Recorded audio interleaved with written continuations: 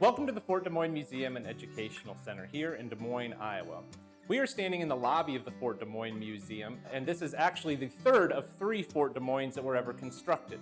The first Fort Des Moines was constructed over on the Mississippi River as part of the series of forts that the federal government constructed to try and protect the Native Americans from settlers who were encroaching on their land.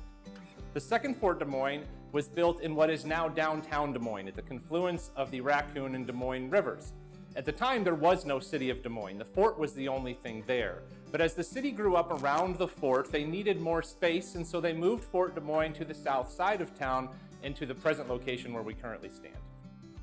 Fort Des Moines was opened in 1903, and from 1903 to 1917, it operated as a cavalry base. And at the time, Fort Des Moines was only about this size. The big open space was a parade ground. There were barracks for the men, there were barracks for the officers, and there were stables for the horses, a small hospital on base, but it wasn't a major facility.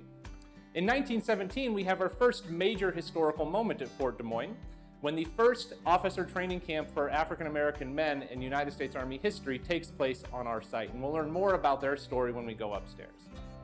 In 1918, they add a major hospital wing to the fort. This hospital is built to treat soldiers coming back from the front in World War I, and also to help treat individuals who are Spanish from what they then called the Spanish flu. At the end of World War I, it goes back to being a cavalry base until 1942, when we experience our second major historical moment.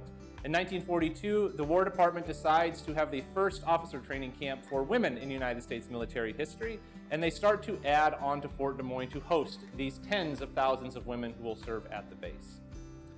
After the war, Fort Des Moines will serve multiple purposes. It will be home to military families coming back from World War II. It'll be a processing station for individuals who are entering the service at various points of their military careers. And it will still be an Army Reserve as it is today in 2022. We'll talk more about the major historical moments as we get up into our galleries, and we look forward to showing you more of our amazing story.